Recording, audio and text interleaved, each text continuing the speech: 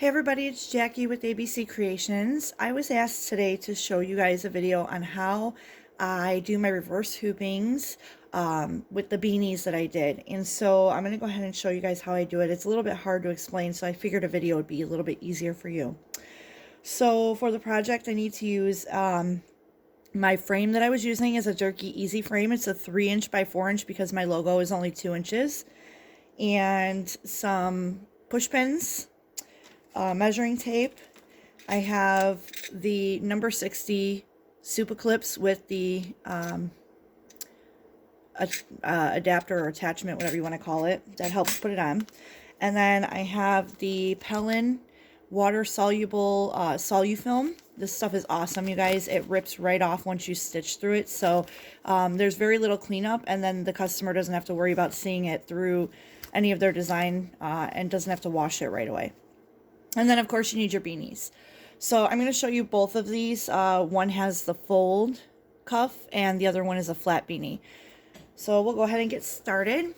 And the first thing I obviously do is I hoop my stabilizer onto my frame.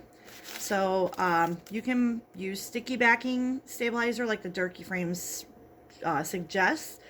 I personally do not like to gunk up my machines or my hoops or my needles with stickiness, so I use this, and then I just use the Supaclips, and they're really simple to use. You just, I'm a lefty, guys, sorry, you just put it up against it and push, and the clip is on. Same again, you know, drop it down. I say it's easy, and then of course one doesn't want to work.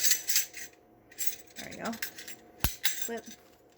Then I just make sure that my stabilizer is nice and tight, and I do it again on the other side. And then I fold the last down like this. Alright, and see, it's all stabilized. And now the Durkee Ez Frames have little notches for the center points on their hoops, which I think is amazing. So those, keeping that in mind, that's why I use this as well, and I do lay it over the top, so that way when the beanie's hanging from the bottom, it's not pulling too much weight on the frame or the stabilizer with those Supaclips. So I put my stabilizer on top, and the beanie is going to be underneath now. And someone had asked me what the benefit to this is. There's two benefits for myself. One is if I do this the other way, where the beanie's on top, the tearaway is underneath, and the beanie is, you know, floated on top, I can't see my center points with the notches once the beanie's on top. So doing it underneath allows me to center place, or allows me to align my beanie more accurately with the center placement, so that when I put it on my machine, I know each and every time this beanie is exactly where I want it to be. So that for me is one. The second is that putting this underneath versus on top and etc., you're allowing the beanie to move more freely in its natural form to stitch, and therefore it causes less pull, less shifting, all kinds of stuff. So for me, that's just you know, typically what I do. So I also have, sorry, I forgot to mention, Tearaway Stabilizer as well. This goes inside the beanie. So I'll show you that as well. Sorry, I just hit this camera here. All right, for these beanies, as you can see, the opening is here. I do not turn these inside out. I stitch them like this. So when they go into the machine like this, the logo has to be reversed. It has to be upside down. So for these, the logo's upside down. This one, however, when it goes into the machine, it goes in like this. This is pulled inside out. So this goes towards the back of the machine, which means my logo is facing straight. So for folded beanies, the logo's upright, and for regular beanies without a fold, it's upside down or reversed. So I'm going to go ahead and show you on the back side of these just really quick how I go ahead and hoop these, so you can get the idea on both. For these beanies, I will measure the brim fold across, and I do the natural lay. So I make sure that this panel seam is centered by eyeball, and then I will legitimately take my measuring tape and measure. These are roughly about 7.5. So from, you know, edge to edge, if I'm wearing this, 7.5. So I would go 3.5 is 6, and then another 1/4 inch is the half of 7.5. So it's 3 3/4. And what I do is I stick a pin right in that point of 3.5 and 3/4 right there. But we're not finished, so I have to measure from the top down. And typically on the cuffs of these beanies, I will measure 3 inches and no more from that top brim line down. So that means my placement is always going to be at 1.5. And actually on this one, since I've done so many, that's exactly where my pin is. And I have a tendency to do that. So what I do now is I will take this pin and just kind of push it through only the beanie portion, the cuff, I mean, of the beanie portion here. And I know that wherever is closest, the hole that I make closest to my top ball of my pin, that's my center point on my beanie.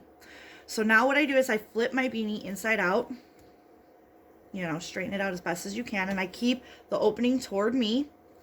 And this is where I will put in my Tearaway, wherever that went. I guess I'll have to use this one for now. So I take my Tearaway. Hopefully you guys are seeing this here. And I place it inside, just like that. And like I said, it's only about 2 inches, so, you know, you don't need a whole big area, just enough to cover. And, you know, you can see your folds still, so that's good. And then you're going to take your frame. And again, since this is the opening toward the machine, your bracket hookup needs to be towards you as well.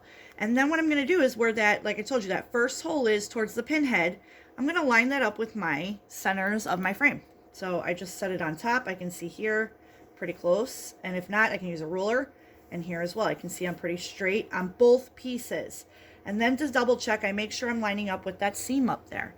So now what I do is I kind of slide it just a little bit off the table here, and I grab the stabilizer under here with my fingers, and I see everything's lined up. I take another pin and I pin through right at the edge of the beanie and the Tearaway underneath. Then what I'll do is I tip my frame forward to pull out my center needle, put it back, and again, like I said, my needle or my center point is lining up with the seams. This I know is here.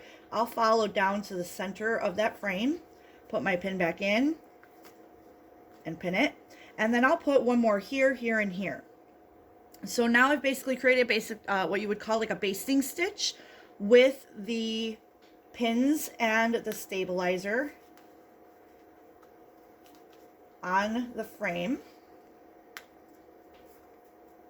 And this pinning helps it to move still in the hoop, but it does give it a little bit more of a controlled environment.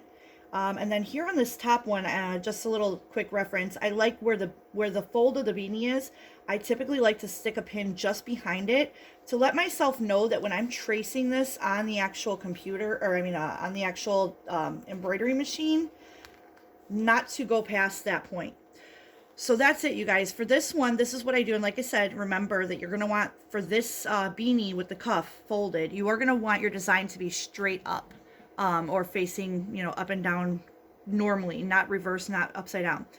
When I put this into the machine now and I lock this in, I will line up my center point here with the needle on the machine and do a trace. If it seems like it's going to come off this beanie a little bit or whatever, I'll move it up slightly, but this is a really good, you know, range to keep you. If you do this each and every time, you guys, this is almost like a exact center placement for your beanies every single time. You may be off by about a 1/16 or 2/16, but that's about it.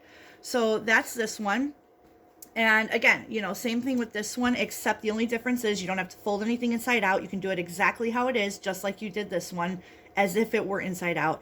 Follow your seam here. You're going to put it 3 inches from the bottom. At 1.5 is your center mark, and then you find out whatever your left to right middle point is, because each beanie I did find is different. They say, some of them say one size fits all, but I found some that are 8 inches, so it's 4 inches. I found other, like you seen with that beanie with the cuff, it's 7.5, probably because of the fold. So, you know, definitely always measure both of those and, you know, get that center point correct. I hope this helped to show you guys what I do. By any means, you know, it is not my way or the highway. It is not perfection. It's just another option for you all. If you like it, give it a try. If not, don't worry about it. I just wanted to put it out there. I know a lot of people asked me how I did it, what the benefit was, and so I wanted to make sure I showed you all. So if you get a chance to do it, I'd love to hear your feedback. Let me know what you guys think. You know, either drop me a comment below, send me a PM, whatever. And thanks for watching. Talk to you guys later.